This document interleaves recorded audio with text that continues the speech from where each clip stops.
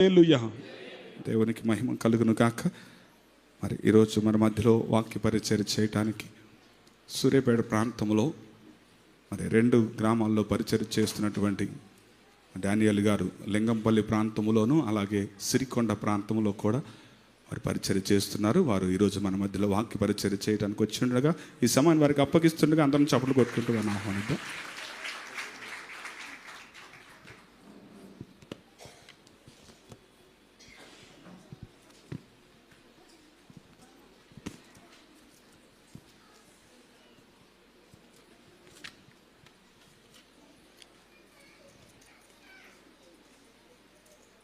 దేవుని పరిశుద్ధ నామానికి మహిమ కలుగును గాక. మరి సమయంలో క్రీస్తు నామములో మీ అందరికి కూడా వందనాలు తెలియజేస్తున్నాను. మరి సమయం ఇచ్చినటువంటి దైవ సేవకులకు అలాగే ఆత్మీయ నాయకులకు ప్రత్యేకమైన వందనాలు తెలియజేస్తున్నాను. ఈ సమయంలో ఆదికాండము 46వ అధ్యాయము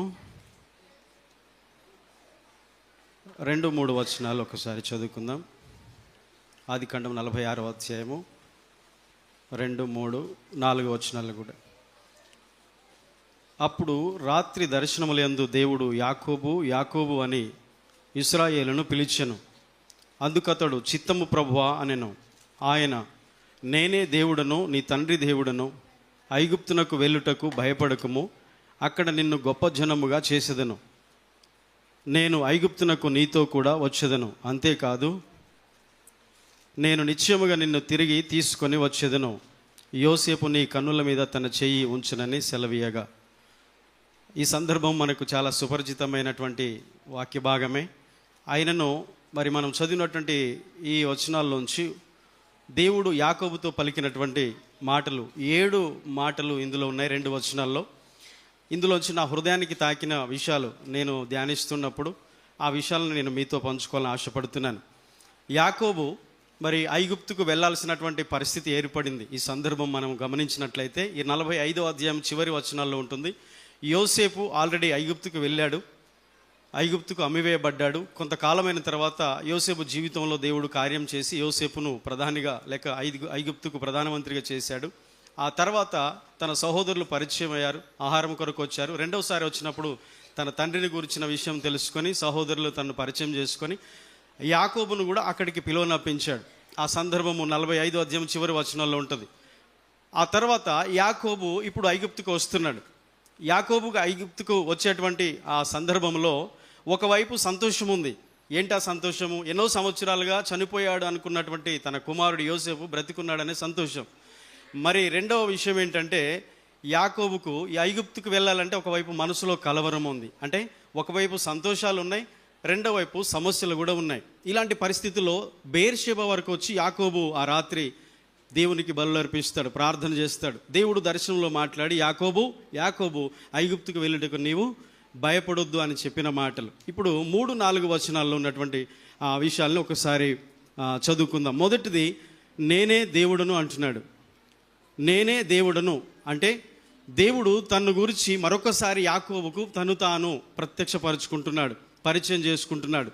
ఇంకా యాకోబుతో చెప్తున్న విషయం ఏంటంటే, నేను నీ సృష్టికర్తను, నిన్ను సృజించిన వాడను, నిన్ను గురించి నేను ఎరుగుదును అన్న విషయాన్ని యాకోబుతో దేవుడు చెబుతున్నాడు.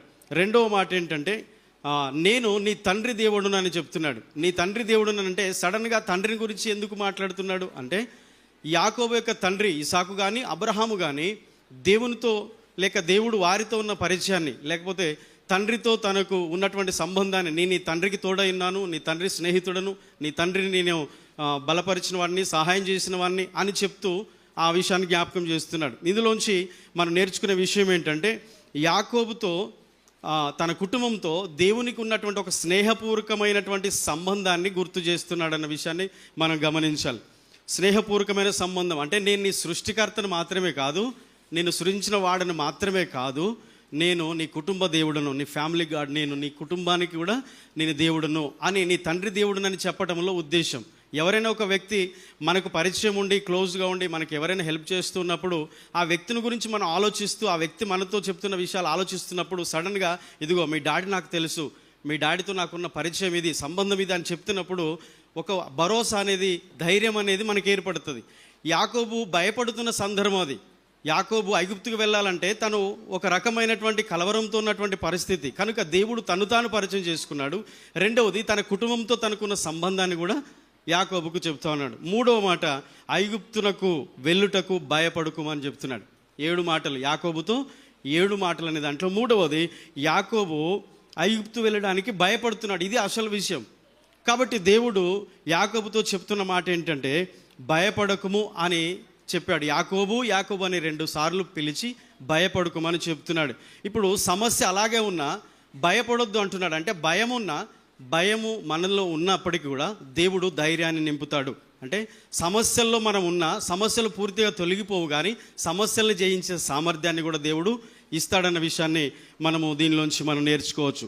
ఇప్పుడు యాకోబు ఐగుప్తు వెళ్ళడానికి భయపడుతున్నాడంటే కొత్త ప్రదేశం, కొత్త దేశం, కొత్త మార్గం, కొత్త పరిస్థితి. ఒక విషయంగా చెప్పాలంటే భయముతో కూడిన మార్గం. ఇప్పుడు మన జీవితాలను కూడా దీన్ని అన్వయించుకున్నట్లయితే మన ముందున్నటువంటి పరిస్థితులు కొత్తవే. అన్ఎక్స్పెక్టెడ్గా కొన్ని సమస్యలు, అన్ఎక్స్పెక్టెడ్గా కొన్ని సంఘటనలు జరుగుతూ ఉంటాయి.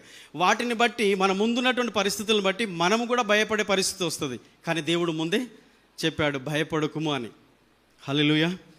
తర్వాత మూడో విషయాన్ని మనం గమనించినట్లయితే అక్కడ నిన్ను గొప్ప జనముగా చేసేదనన్నాడు. ఓకే, 3వ వచనంలో ఉంటుంది నేనే దేవుడను నీ తండ్రి దేవుడను ఐగుప్తుకు వెళ్ళుటకు భయపడకము.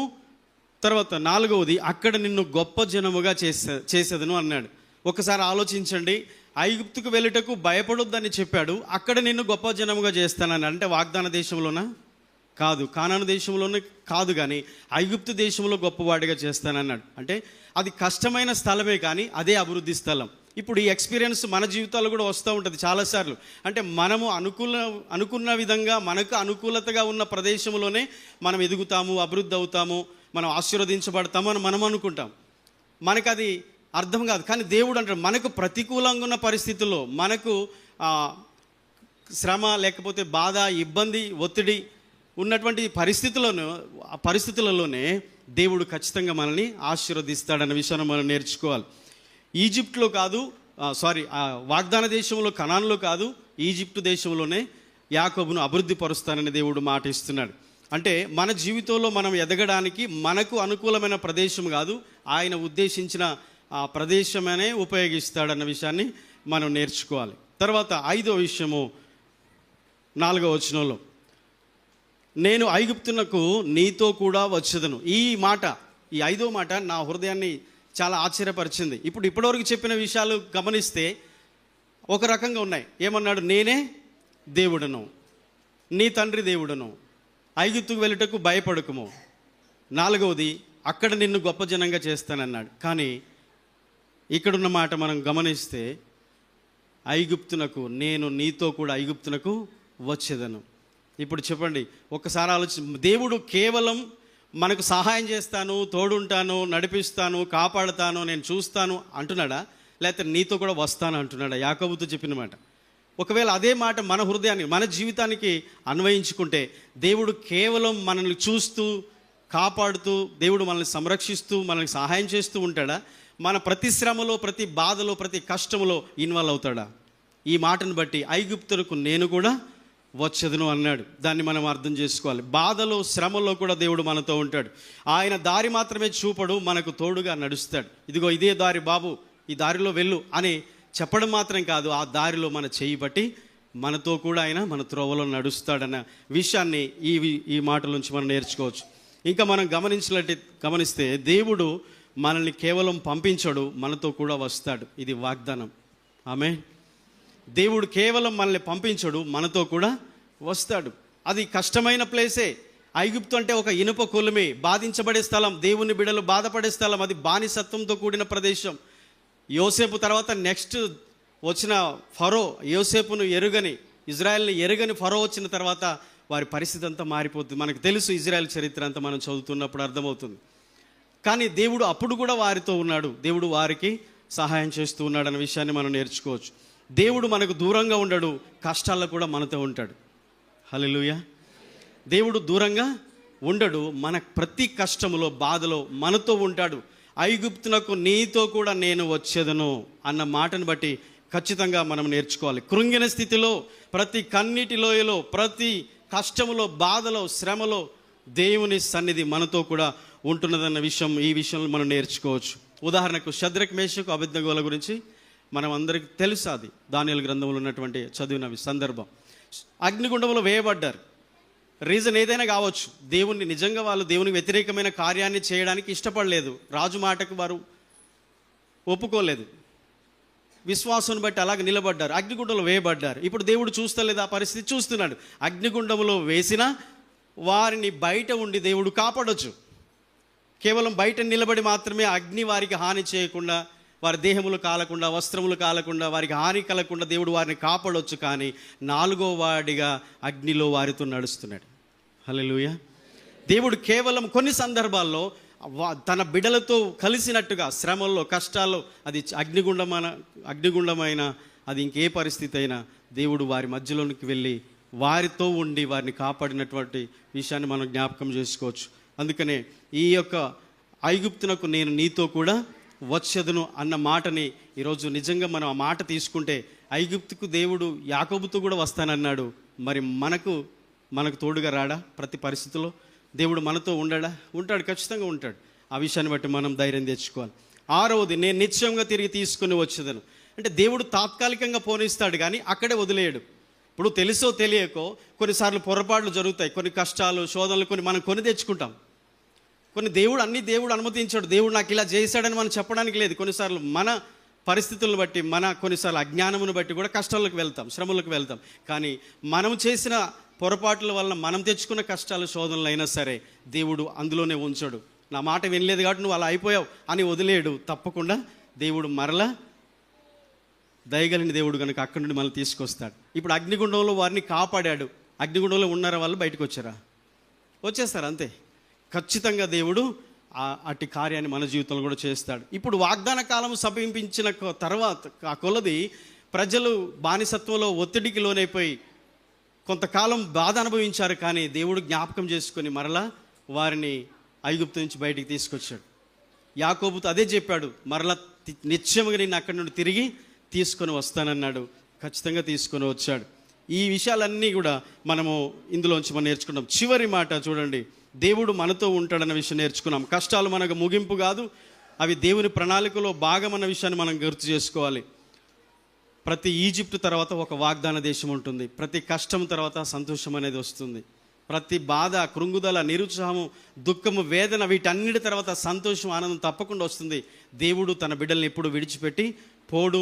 ఆయన పోలేదు, ఇక ఎప్పుడు కూడా పోడు. తప్పకుండా వారిని కాపాడుతాడు. దేవుడు మనలను బాధలోంచి విడిపించి తన ఉన్నతమైన ఉద్దేశాలకి తీసుకొని వస్తాడు. చివరిది 7వది చూడండి, యోసేపు నీ కన్నుల మీద తన చెయ్యి ఉంచుతాడని చెప్పాడు. దీని ఒక విషయం మనం నేర్చుకునేది అంటే, యోసేపును కోల్పోయానన్న బాధ ఎంతో కాలం యాకోబు జీవితంలో ఉంది. కానీ యోసేపు బ్రతికున్నాడు, నేను కనులారా ఈరోజు ఆయన్ని ఇప్పుడు నేను ఈ సమయంలో చూడబోతున్నాను ఒక ఆనందంతో వస్తున్నాడు. అయితే యాకోబు యొక్క ముగింపు బాధతో ముగించబడలేదన్న విషయాన్ని జ్ఞాపకం చేసుకోవాలి. యోసేపు తన కనుల మీద చెయ్యి ఉంచుతాడు అన్న విషయాన్ని యాకోబుతో దేవుడు చెప్పాడంటే, దేవుడు మన చివరి క్షణాన్ని కూడా శాంతితో, ఆనందంతో లేక నెమ్మదితో ముగిస్తాడు అన్న విషయాన్ని మనం గుర్తు చేసుకోవాలి.